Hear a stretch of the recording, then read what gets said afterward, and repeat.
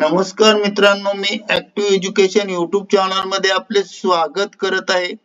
आपणासाठी एक अत्यंत आनंदाच्या बातमीचे स्पष्टीकरण करत आहे. तर चला आपला जास्त वेळ न घेता आजच्या आनंदाच्या बातमीचे स्पष्टीकरण पाहूया. आजच्या आनंदाची ब्रेकिंग न्यूज आहे मित्रांनो. 16 डिसेंबरची मोठी खुश खबर. कर्मचाऱ्यांना थकीत वेतन देयके मिळणार या तारखेला शासन परिपत्रक निर्गमित. या संदर्भामध्ये संपूर्ण माहिती आपण जाणून घेऊया. नमस्कार मित्रांनो, पुन्हा एकदा आपले हार्दिक स्वागत. आताच्या घडीची सर्वात मोठी ब्रेकिंग न्यूज आहे. कर्मचाऱ्यांच्या थकीत वेतन देयक अदा करण्याच्या संदर्भात परिपत्रक निर्गमित. तर कर्मचाऱ्यांना थकीत वेतन देयके मिळणार या तारखेला कोणत्या कर्मचाऱ्यांना थकीत वेतन देयक मिळणार, थकीत वेतन देयक कधी कर्मचाऱ्यांना प्राप्त होणार आहेत, शासन परिपत्रकात कोणत्या बाबीचे स्पष्टीकरण देण्यात आले आहेत, वेतन देयका संदर्भामध्ये विभाग प्रमुखांवर कोणत्या सूचना देण्यात आल्या आहेत. उपरोक्त सर्व प्रश्नांची उत्तरे जाणून घेण्यासाठी मित्रांनो हा व्हिडिओ सुरुवातीपासून शेवटपर्यंत आवश्यक व हमखास कुठेही स्किप न करता अवश्य पहा. महाराष्ट्र राज्यातील कर्मचाऱ्यांचे थकीत वेतन देयक, महागाई भत्ता, नियमित वेतन श्रेणीची देयके 31 डिसेंबर पर्यंत अदा करण्यात येणार आहे. चला तर करूया आजच्या ब्रेकिंग न्यूजचे स्पष्टीकरण. पुढील प्रमाणे ब्रेकिंग न्यूजचे स्पष्टीकरण करण्यापूर्वी आपण जर ऍक्टिव्ह एज्युकेशन युट्यूब चॅनलवर नवीन असाल तर चॅनलला लाईक, शेअर आणि सबस्क्राईब करायला विसरू नका. चला तर करूया ब्रेकिंग न्यूजचे स्पष्टीकरण. महाराष्ट्र राज्यातील अनुदानित शाळांमधील शिक्षक व शिक्षकोत्तर कर्मचाऱ्यांच्या थकीत वेतन देयकाबाबत शिक्षण संचालनालयामार्फत दिनांक 19 सप्टेंबर 2025 रोजी एक महत्वपूर्ण शासन परिपत्रक निर्गमित करण्यात आला आहे.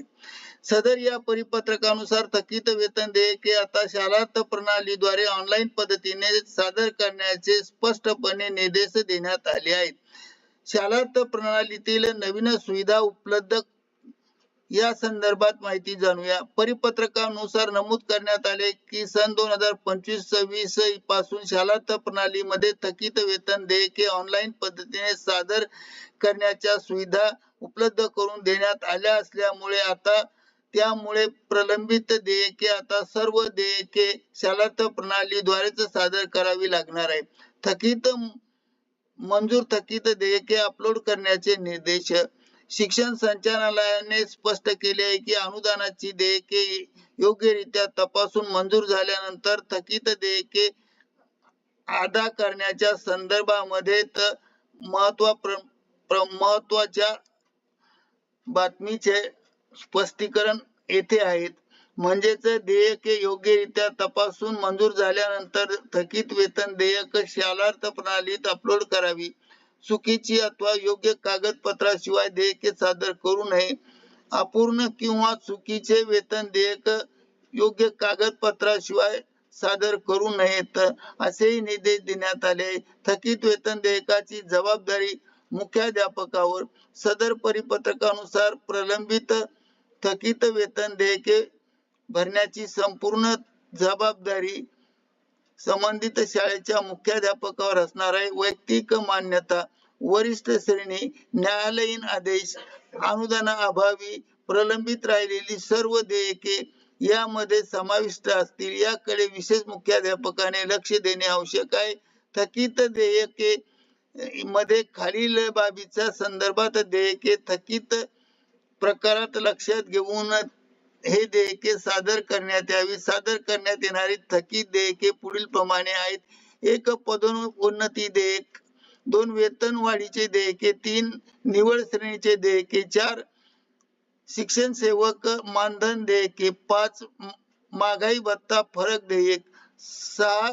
6व्या आणि 7व्या वेतन आयोगातील फरक देयके. 7. निलंबित आणि बडतर्फ कालातील कर्मचाऱ्यांना फरक देयक. 8. न्यायालयीन प्रकरणातील देयके. 9. पवित्र प्रणालीद्वारे नियुक्त करण्यात आलेल्या कर्मचाऱ्यांचे देयके. 10. नियमित वेतन देयकातील फरक देयके. वरिष्ठ वेतन श्रेणीतील फरक देयके असे 11 प्रकारचे देयके सादर करण्यात येणार आहे आणि मिळणार आहेत. 31 डिसेंबर पर्यंत अंतिम मुदत आहे. परिपत्रकानुसार 1 ते 6 वर्षे तसेच 6 वर्षापेक्षा जास्त कालावधीचे देयके दिनांक 31 डिसेंबर 2025 पर्यंत शालार्थ प्रणालीवर सादर करण्याच्या सुविधा उपलब्ध करून देण्यात आल्या आहेत आणि निर्धारित कालावधीतील वेतन देयके सादर न केल्यास त्याची जबाबदारी मुख्याध्यापकावर व संस्थेवर राहणार असल्याचे स्पष्ट करण्यात आले. शिक्षकांना दिलासा आणि प्रशासनाला सूचना. सदर देयकाच्या संदर्भात सरकारच्या निर्णयामुळे अनेक वर्षांपासून प्रलंबित असलेली थकीत वेतन देयके निकाली निघण्याची शक्यता निर्माण झाली असून शिक्षकांवर व कर्मचाऱ्यांवर मोठी दिलासा मिळणार आहे. मात्र यासाठी मुख्याध्यापकांनी वेळेत आणि अचूक माहिती शालार्थ प्रणालीत सादर करणे आवश्यक ठरणार आहे. मुख्याध्यापकावर निर्धारित केलेल्या शालार्थ प्रणालीत वेतन देयके अपलोड करण्यास कर्मचाऱ्यांना थकीत वेतन हे जानेवारीच्या 5 तारखेपर्यंत अदा होणार आहे. म्हणून मुख्याध्यापकांनी सदर देयके वेळेत सादर करावे, अपलोड करावे. करिता ऍक्टिव्ह एज्युकेशन युट्यूब चॅनलने हा निर्णय व्हायरल केला आहे. धन्यवाद. Thank you very much.